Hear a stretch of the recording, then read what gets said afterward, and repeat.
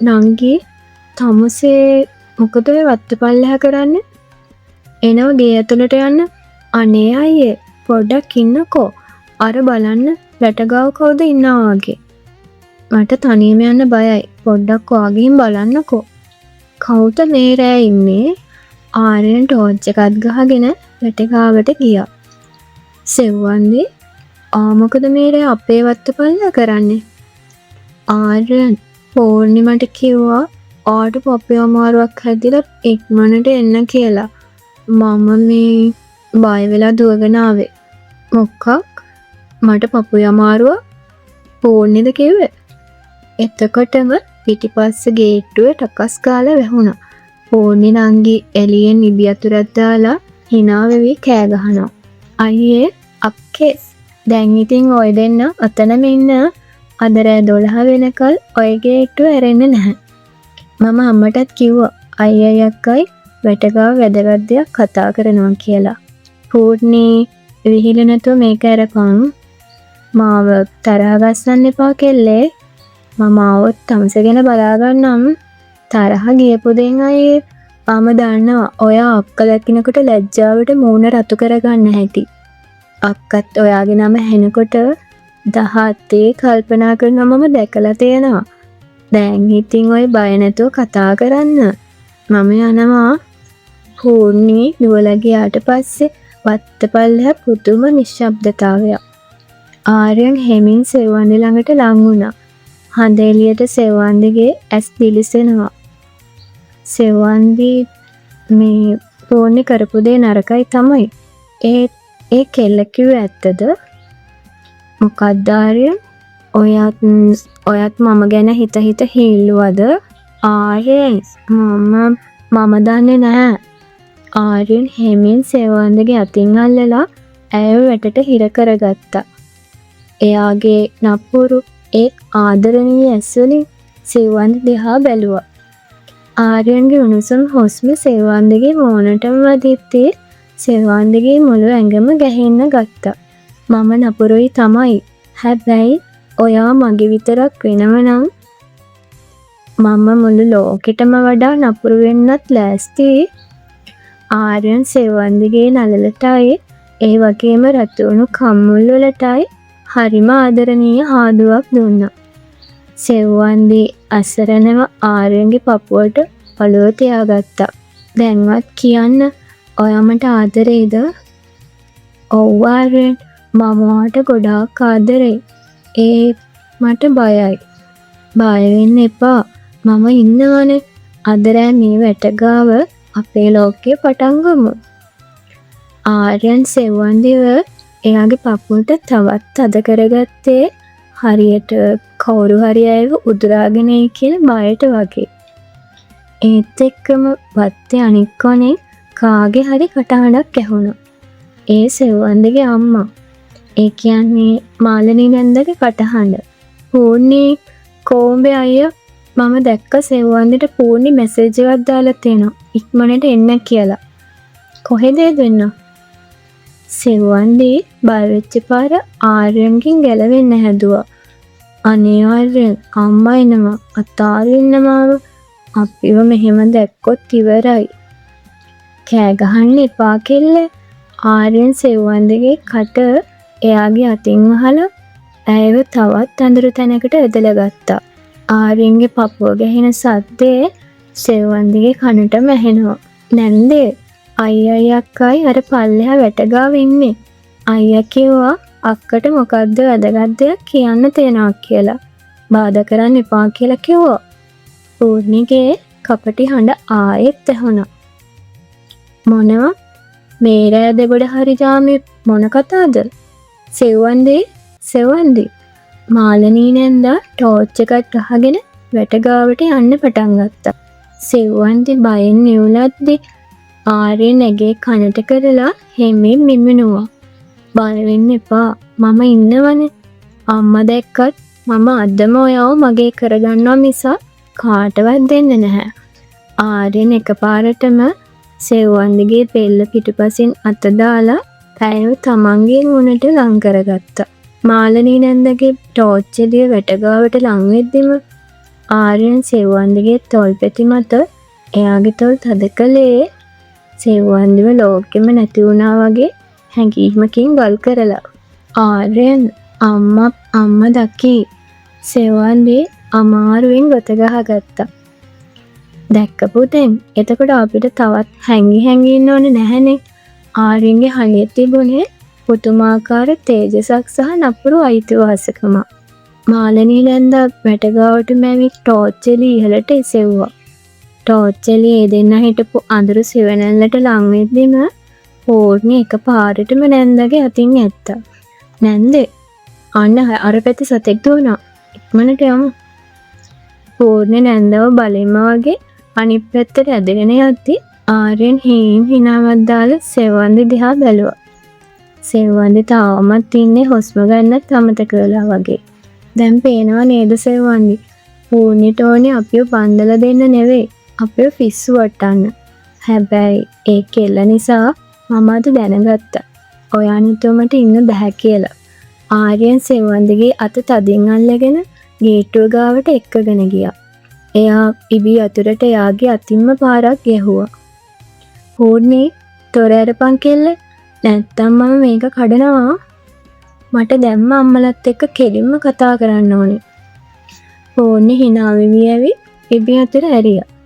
ආර්යන් ගේට්ටුවත් අල්ල කරගෙන සෙව්වන්දිගේ අතින් තද කරලා අල්ලගෙන ඉස්සරහට ආවා. සෙව්වන්දි බයටම ආර්යන්ගේ අත මිරිකනවා. ඒත් ආර්යන්ගේ මූණේ තිබුණේ නපුරු ජයග්‍රහණයක හිනාවක්. පූර්ණි තමසිට ඕනෝනේ මේක නේද? අම්මාව ගෙන්නලා අපිව අල්ලලා දෙන්න නේද? දැන් බලපන් මම කරන දේ. අයියේ මම නිකන් විහිළුවක් කළේ. පූර්ණිත් දැන් පොඩ්ඩක් බය වෙලා වගේ. විහිළු ඇති දැන්. අම්මේ නැන්දේ පොඩ්ඩක් මෙහාට ඉන්න. ආර්යන් සාලෙ මැදටම ගිහින් කෑ ගැහුවා. මාලනී නැන්දයි ආර්යන්ගේ අම්මයි කලබලෙන් සාලෙට දුවගෙන ආවා. සෙව්වන්දි ලැජ්ජාවටයි බයටයි ආර්යන්ගේ පිටිපස්සේ හැංගෙන්න හදනවා. ඒත් ආර්යන් ඇව ඉස්සරහට ඇදලා ගත්තා. මොකද මේ ළමයා මේ රෑ වෙලා කෑ ගහන්නේ? ඇයි මේ සෙව්වන්දිගේ අත අල්ලගෙන? අම්මා හැවේ පුදුම වෙලා. අම්මේ නැන්දේ පූර්ණි අද ලොකු සෙල්ලමක් කළා. හැබැයි ඒ සෙල්ලම නිසා මම එක දෙයක් තේරුම් ගත්තා. මම සෙව්වන්දිට ආදරේ. අදින් පස්සේ මේ කෙල්ල මගේ විතරයි. නැන්දා අකමැති නම් දැම්ම කියන්න. මම අදම සෙව්වන්දිව මේ ගෙදර තියාගන්නවා. සාලෙ මැද එකපාරටම නිශ්ශබ්දතාවයක් පැතිරුණා. මාලනී නැන්දා සෙව්වන්දි දිහා බැලුවේ ඇස් දෙක ලොකු කරගෙන. සෙව්වන්දිගේ මූණ ප්‍රතු වෙලා ඇස් වලින් කඳුළුත් වැටෙනවා. ආර්යන් ආට පිස්සුද? මොනවද මේ කියවන්නේ? මාලනී නැන්ද සද්දෙන් ඇහැවා. පිස්සු නෙමෙයි නැන්දේ. ආර්යන් සෙව්වන්දිගේ ඉනවටේ අතක් දාලා හැමෝම ඉස්සරහා ඇයව තමන්ගේ පපුවට තද කරගත්තා. සෙව්වන්දිගේ හුස්ම හිරවනාගේ දැනුණත් ආර්යන්ගේ නපුරු අයිතිවාසිකම ඇයට ලොකු අයියක් වුණා. මම මේ කෙලින්ම කියන්නේ. අදින් පස්සේ සෙව්වන්දි වෙන කාගේවත් නෙවෙයි. මාලිනී නැන්දා කැමති වුණත් නැතත් මම තීරණය කළා ඉවරයි. එතකොටම මාලිනී නැන්දා hina වෙන්න ගත්තා. ආර්යන් සෙව්වන්දි විතරක් නෙවෙයි පූර්ණි හල්මන් වුණා. මම දන්නවා ආර්යන්. මම දන්නවා උඹේ හිත. පූර්ණිමට හැමදේම කලින් කිව්වා. මම බලන් හිටියේ උඹේ කටින්ම මේක කියනකල් විතරයි. හැබැයි මම හිතුවේ නැහැ උඹ මේ තරම් නපුරු විදිහට මේක කරයි කියලා. මොකක්? ෆෝනේ තමුසේ ආර්යන් නංගි දිහා බැලුවේ රවාගෙන. අයියේ ෆෝනේ hina වුණා. මම කිව්වේ පාට වැඩි ආදරය දැනෙන්නේ නපුරු වුණාම කියලා. බලන්නකෝ දැන් අක්කා ඔයාගේ පපුවට වෙලා ඉන්න ලස්සන. ආර්යන් සෙව්වන්දි දිහා බැලුවා. ඇය ලැජ්ජාවෙන් බිම බලාගෙන හිටියත් ඇගේ අත් දෙක ආර්යන්ගේ අතේ තදින් එල්ලිලා තිබුණා. ආර්යන් සෙව්වන්දිගේ කනට කරලා හෙමින් කොඳුරන්න ගත්තා. දැන් හරි නේද? මම හැමෝම ඉස්සරහම මගේ කරගත්තා. දැන් බය නැතුව ඉන්න. හැබැයි මතක තියාගන්න මම කියපු දේ ඔයා මගේ විතරයි. ආර්යන් කිසිම ලැජ්ජාවක් නැතුව අම්මලා බලාගෙන ඉද්දිම සෙව්වන්දිගේ නළලට තද හාදුවක් දුන්නේ අනාගතය අයිති කරගන්න වීරයෙක් වගේ. සාලේ මැද හැමෝම hina වෙවි ඉද්දි සෙව්වන්දි ලැජ්ජාව දරාගන්න බැරුව ආර්යන්ගේ අත ගසලා දාලා කුස්සිය පැත්තට දුවන්න හැදුවා. ඒත් ආර්යන් ලේසියෙන් අතාරින જાති කොල්ලෙක් නෙවෙයිනේ. එයා එකපාරටම සෙව්වන්දිගේ අත තදින් අල්ලලා ආයෙත් යාගේ පැත්තට ඇදලා ගත්තේ හැමෝම ඉස්සරහමයි. කොහෙද දුවන්නේ? තාම කතාව ඉවර නැහැ. ආර්යන් අනේ අතාරින්න. අම්මලා බලාගෙන ඉන්නවා. මට ලැජ්ජයි. සෙව්වන්දි මූණ රත්තු කරගෙන නිවනවා. ලැජ්ජ වෙන්න දෙයක් නැහැ. ආර්යන් අම්මලා දිහා බලලා හිනාවක් දැම්මා. අම්මේ මාළනි නැන්දේ.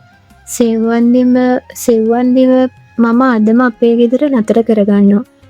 මට මෙයාව ආයෙත් අල්ලලා දෙන්න නංගිට ඉඩ තියන්න බෑ. අයියෝ අයියේ මම එච්චර නරක නැහැ. හැබැයි අක්කවද රෑම මෙහි නතර කරගන්නවා නම් මම මාරම කැමති. පෝඩ්නි අප්පුඩියක් ගහලා කෑ ගැහුවා. පිස්සු කෙල්ල. පෝඩ්නි සෙව්වන්දිව එක්කම් ඵලයන් කාමරේට. ආර්යන් උඹ වරේ මාත් එක්ක පොඩ්ඩක් කතා කරන්න. ආර්යන්ගේ අම්මා සීරියස් මොනක් හදාගෙන කිව්වා.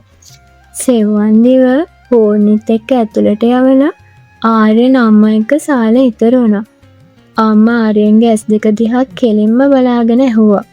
උඹ ඇත්තටමද සෙව්වන්දිට ආදරය කරන්නේ? නැත්තම් මේක පෝඩ්නිගේ සෙල්ලමකට කරපු එකක්ද? අම්මේ පෝඩ්නි මේක පටන් ගත්ත වෙන්න පුළුවන්. ඒත් මම සෙව්වන්ද දිහා බලාගෙන හිටියේ ගොඩ කාලෙකින්ද. මට ඒ කෙල්ලව මගේ කරගන්න ඕනුනාට මම බයෙන් හිටියේ මාළනී නැන්ද මොනවා කියයිද කියලා. අද පෝඩ්නි කරපු වැඩෙන් මට ඒ බය නැති වුණා. හරි. එහෙනම් හෙටම අපි මේ ගැන කතා කරලා වැඩ ස්ථිර කරගමු. හැබැයි මතක තියාගනින් ආර්යන්. සෙව්වන්දිත් හරිම අහිංසක කෙල්ලෙක්. උඹේ මේ නපුරු සෙල්ලම් ඒ කෙල්ලට දාන්න ඉන්න එපා. ආර්යන් මුකුත්ම නොකිය hina වුණා. එයාට ඕනුනේ සෙව්වන්දිව දකින්න. එයා හෙමින් පෝඩ්නිගේ කාමරේ ගාවට ගියා. කාමරේ දොර පොඩ්ඩක් ඇරලා තිබුණා. සෙව්වන්දි ඇඳේ වාඩි වෙලා පෝඩ්නි එක්ක මොනවද රහසින් කතා කරනවා. අක්කේ අයියා ඔයාට කිස් එකක් දුන්නම් මොකද හිතුනේ? පෝඩ්නිගේ කපටි හඬ ආයෙත් ඇහුණා. අනේ පෝඩ්නි නිශ්ශබ්දව ඉන්නවා. මට තාමත් ඇඟ වෙවුලනවා. එයා මහා නපුරුයි. මගේ හුස්ම හිරවෙන්නම තද කළා. ආර්යන් දොරත් අල්ල කරගෙනම ඇතුළට ගියා. පෝඩ්නි ආර්යන්ව දැකපු ගමන් අම්මෝ මෙන්න යමරජ්ජුරු එනවා කියලා කෑ ගහගෙන කාමරෙන් එළියට දිව්වා. දැන් කාමරේ ඉන්නේ ආර්යනුයි සෙව්වන්දි විතරයි. ආර්යන් දොර වහලා දොර ලොක් කරා. සෙව්වන්දි බයෙන් ඇඳේ කොනටම වුණා. මොකද්ද කිව්වේ? මම නපුරෙක් කිව්වා නේද? ආර්යන් හැමෙන් සෙව්වන්දි ළඟට ලං වුණා. ආර්යන් දොර අරින්නකෝ අම්මලා ඉන්නව එළියේ. අම්මලා දන්නවා දැන් අපි දෙන්න ගැන. ආර්යන් සෙව්වන්දිගේ උකුලොඩි අත් දෙක තියලා ඇය දෙසට නැඹුරු වුණා. ආ කිව්වා නේද මම වාගේ හුස්ම හිර කළා කියලා. දැන් බලන්නකෝ මම කරන දේ. ආර්යන් සෙව්වන්දිගේ මූණ තමන්ගේ දෑත්වලට බැඳි කරගත්තා. සෙව්වන්දිගේ ඇස් පිය වුණේ නැතනෙමයි. ආර්යන් හරිම සරාගී විදිහට ඇඟේ තොල්පෙති මත තමන්ගේ ඇඟිල්ලක් ගෙනihin ඊළඟ තප්පරේ අයව හරිම උණුසුම් හාදුවකින් සනසවන්න ගත්තා. සෙව්වන්දිගේ හිතේ තිබුණ හැම බයක්ම ඒ මොහොතේ දිය වෙලා ගියා. ආර්යන් සෙව්වන්දිගේ තොල්පෙති වලට බර වෙන්න හැදුවා විතරයි ජනේලේ වීදුරුවට ටක් ටක් ගාලා ආයෙත් තට්ටු කරන සද්දයක් ඇහුණා. ආර්යන් තරහින් ජනේල පැත්ත බැලුවේ ඇස් ටික නපුරු කරගෙන. කවුද යකෝ මේ මගුල වෙලා ජනේලට තට්ටු කරන්නේ? ආර්යන් අනේ බලන්න අම්මලාද දන්නෙත් නෑ. සෙව්වන්දි බයට මැදේ කොනකට ගුලි වුණා. ආර්යන් රෙද්ද පොඩ්ඩක් ඈත් කරලා ජනේලේ ඇරියා. එළියේ ඉන්නේ පෝඩ්නි. එයා ජනේලේ වැටවල් ඇස්සේ ඔළුව දාලා ඇස් දෙකත් ලොකු කරගෙන ඇතුළේ වෙන දේ බලන්න හදනවා. නංගියේ තමුසෙට අද මැරුම් කන්න ඕනද? මොකද මේරා ජනේල ගාව කරන්නේ? අම්මෝ අයියේ මම බලන්න ආවේ අක්කගේ හුස්ම තාම තියෙනවද කියලා විතරයි. ඔයා නපුරු විදියට හාද දෙනකොට අක්කා මැරෙයිද කියලා මට බය හිතුණා. පූර්ණි කටකොනකින් hina වෙවි කිව්වා. "ඵලයන් මෙතනින් යන්න. මම දොර ලොක් කරෙත් තමුසෙට හොරෙන් බලන්න නෙවෙයි." ඉතින් අයියේ පූර්ණි ජනේලෙන්ම අතක් දාලා ආර්යන්ගේ කම්මුලක් මිරිකුවා. "මම ආවේ ලොකු පණිවිඩයක් දෙන්න. අම්මා කිව්වා අක්කව දැම්ම මාළනී නැන්දලාගේ ගෙදරට ඇරලවන්න කියලා. හෙට උදේට තමයිලු කතාව ස්ථීර කරන්නේ." "මොකක්?" "මීරා මම ඇරලවන්න." "තමස යනවා ගෙට." ආර්යන් දත්මිටි කමින් කිව්වා. "හැබැයි අයියේ අම්මා කිව්වා මටත් ඔයත් එක්කම යන්න කියලා. ඔයාලා දෙන්න විතරක් කලවරේ යද්දි තව මොනවා හරි හුස්ම හිරවන දේවල් වෙයි කියලා අම්මට බයයිලු." සෙව්වන්දි ඇඳ උඩ වාඩි වෙලා මූණ රතු කරගෙන hina වුණා. ආර්යන් ජනේල ගාව ඉඳන් සෙව්වන්දි දිහා බැලුවේ හරිම සරාගේ ඒත් පරාජිත බැල්මකින්. "ඕනේ තමුසේ මහා වදයක්. සෙව්වන්දි එන්න යමු. මේ කෙල්ල ඉස්සර අපිට කිසිම දෙයක් කරන්න හම්බ වෙන්නේ නෑ වගේ." ආර්යන් සෙව්වන්දිගේ අතින් අල්ලලා ඇයව කාමරෙන් එළියට එක්කන් ආවා. පූර්ණි ඉස්සරහින් පැන යනවා. පාර දිගේ යද්දී පූර්ණි ටෝච් එකත් පත්තු කරගෙන "අක්කේ අයියා ඔයාට කරදර කරොත් මට කියන්න. මම අයියට හොඳ දඬුවමක් කරන්න" කියලා කෑ ගහනවා. ආර්යන් හැමින් සෙව්වන්දිගේ ඉනවටේ අතක් දාලා ඇයව තමන්ට ලං කරගත්තා. "අදට පේන්නා කියලා හිතන්න එපා සෙව්වන්දි. මේ නංගි නැති දවසක මම වාගේ ලැජ්ජාව ඔක්කොම නැති කරනවා." සෙව්වන්දි ආර්යන්ගේ කරට ඔළුව තියාගත්තා. "මම දන්නවා ආර්යන් ඔයා නපුරු වුණත් මම ඔයාට ආදරේ ওই නපුරුකමටම තමයි." එතකොටම පූර්ණි ආයෙත් හැරිලා ටෝච් එක ඒ දෙන්නගේ මූණටම ගැහුවා. "අම්මෝ මේ අයියාගේ අත් දෙක තියෙන තැන්. අයියේ ඔය අත ඉනෙන් ගන්න. නැත්තම් මම දැන් අම්මට කෑ ගහනවා." "පූර්ණි තමුන්න මම අද මරනවා." ආර්යන් පූර්ණි පස්සෙන් දුවන්න ගත්තා. සෙව්වන්දි පාර මැද හිටගෙන හයියෙන් hina එන්න ගත්තා. ආර්යන් පූර්ණි පස්සේ පන්නලා හති දාගෙන ආපහු සෙව්වන්දි ගාවට ආවා. පූර්ණි ඈතට දුවලා ගිහින් හති අරමින් "අයියේ පට්ටනේ" කියලා කෑ ගහනවා. සෙව්වන්දිව මාළනී නැන්දලාගේ ගෙදර වැටගාවට එක්කන් ආපු ආර්යන් ඇයව නතර කළා. "පූර්ණි තමුසේ ඔතනම ඉන්නවා. අඩියක් මෙහාට આવොත් මම හෙට තමුසගේ කන් දෙක ඉරනවා." ආර්යන් අපුරු විදිහට නියෝග කළා.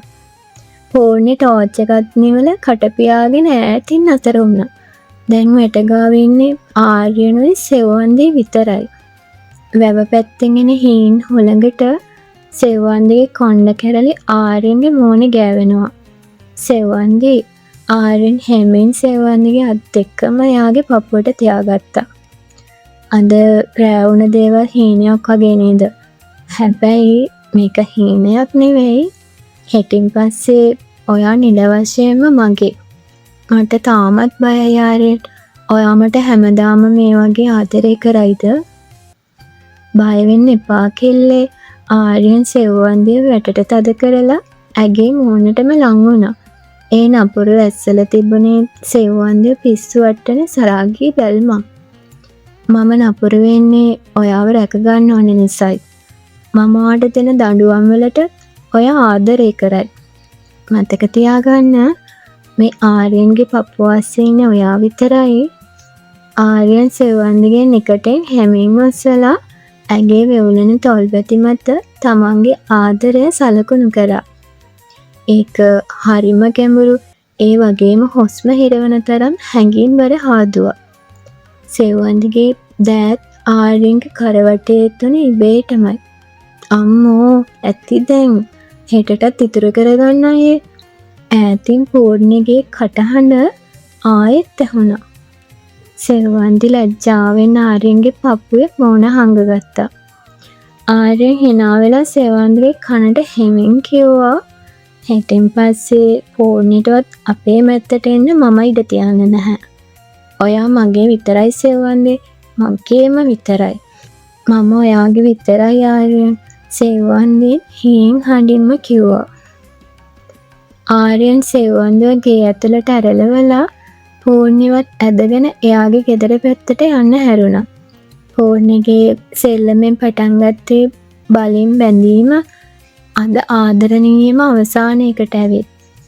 නපුරුකම ASCII හැංගුණු සරාගේ ආදරයත් ෆෝන් එකේ කපටි හිනාවත් මැද ආර්යන් සෙව්වන්දි තමන්ගේම ලෝකයක් ඉදි කරගත්තා.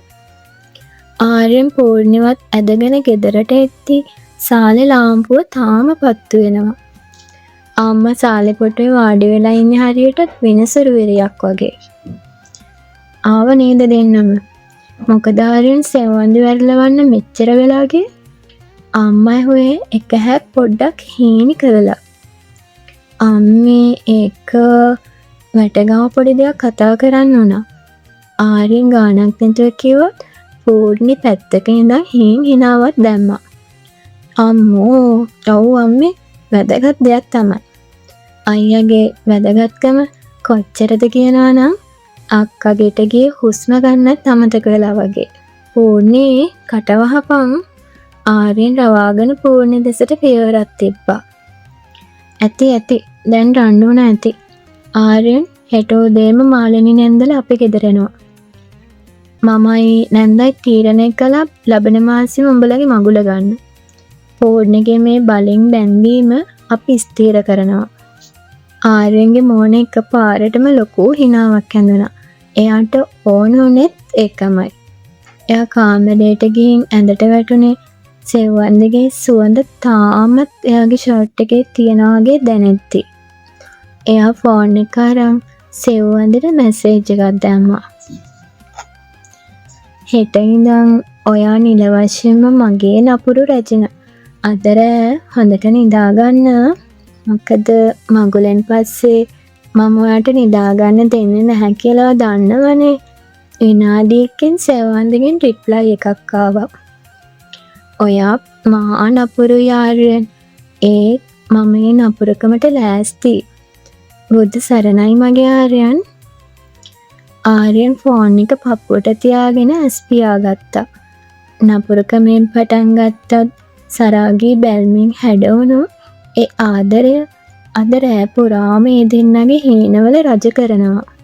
නපුරු ආර්යන්ගේ ලැජ්ජාශීලී සෙව්වන්දිගේ කපටි පූර්ණගේ ආදර කතාව සතුටින් නිමාවට පත් වුණා.